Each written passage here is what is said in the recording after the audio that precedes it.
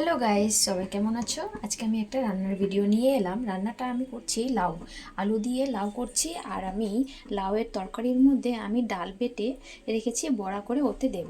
তো এই তরকারিটা খেতে খুব ভালো লাগে। তো ভিডিওটা আমি করলাম তোমাদের সাথে শেয়ার করব বলে। তো চলো আমি রান্নাটা তাহলে শুরু করি। আমি এখানে পেঁয়াজগুলো কেটে নিয়েছি আর এখানে মশলাগুলোও বেটে নিয়েছি। এখানে আছে আদা বাটা, শুকনো লঙ্কা আর রসুন আর জিরা। তো সবগুলো আমি রেডি করে রেখে নিয়েছি। এখন আমি আগে ডালগুলো বড়া করে নেব। তো চলো, আমার এখানে তেল গরম হয়ে আছে, এবার আমি এখানে দিয়ে দিই।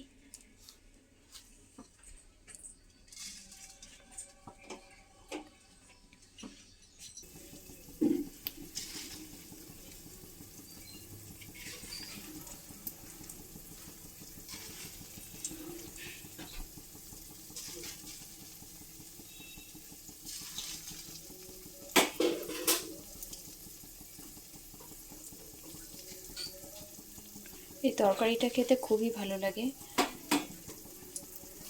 তোমরা এইভাবে লাউটা খেয়েছো কি না জানি না, জানাবে।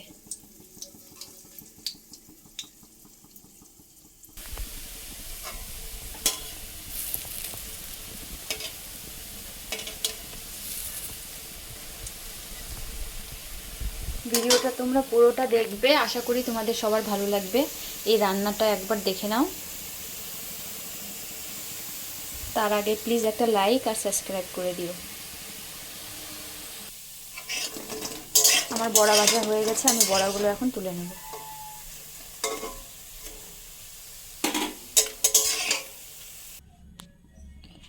এবার চলো, আমি এবার এখানে ফোড়নের জন্য নিয়েছি 5 ফোড়ন, তেজপাতা আর শুকনো লঙ্কা, এগুলো দিয়ে দিলাম। এবার আমি পেঁয়াজগুলো কেটে রেখেছিলাম যে, ওগুলো দিয়ে দেবো।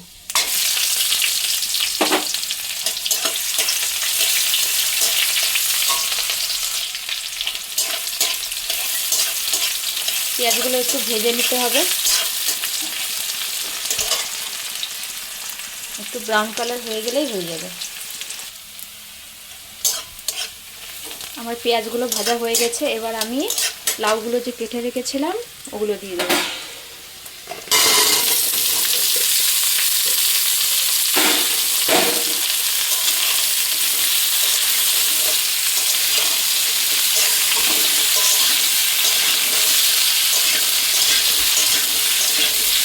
এবার আমি এখানে একটু নুন আর হলুদ দেবো। নুনটা একটু দিলে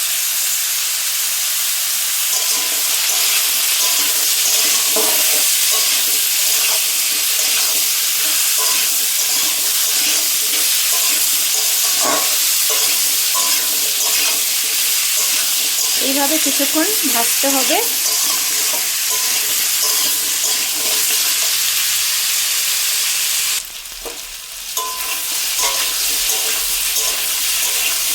আমার এগুলো একটু ভাজা ভাজা হয়ে গেছে, এবার আমি যে মশলাগুলো রেডি করে রেখে দিয়েছিলাম ওগুলো দিয়ে দেবো।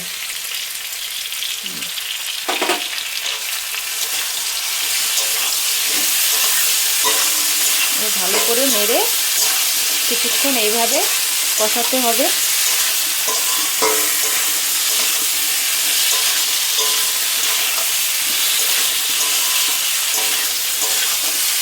আমি এখানে একটু বেশি না চিনি দেব, চিনিটা দিলে একটু স্বাদটা বাড়বে। এই যে আমি দেখতেই পাচ্ছি আমি কতটুকু নিয়েছি চিনিটা।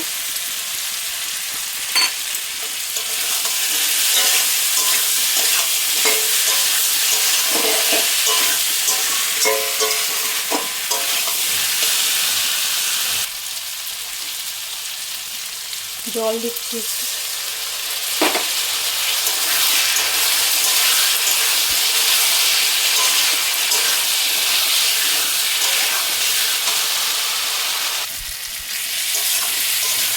গাইস দেখো, আমার এটা কষানো হয়ে গেছে। আমি এখানে এবার সেদ্ধর জন্য একটু জল দেবো।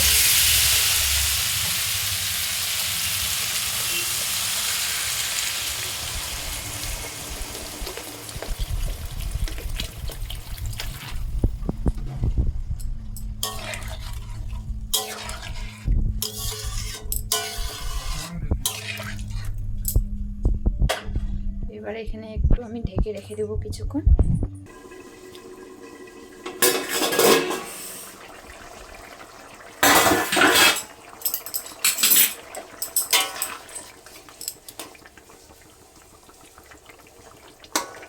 লাউগুলো সেদ্ধ হয়ে গেছে খুব ভালো করে।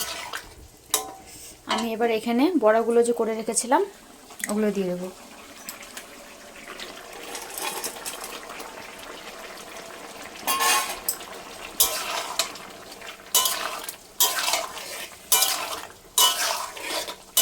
এইভাবে আর এক কিছুক্ষণ ফুটবে।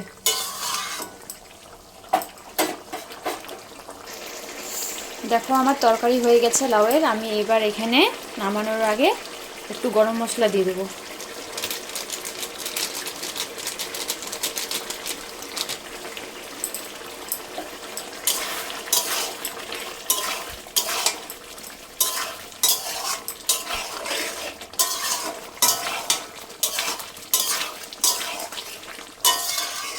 আমার তরকারি রেডি।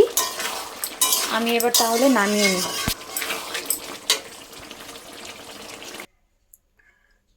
তো গাইস দেখো আমার তরকারিটা রেডি। তো কেমন হয়েছে তোমরা সবাই কমেন্টে জানাবে। টাটা।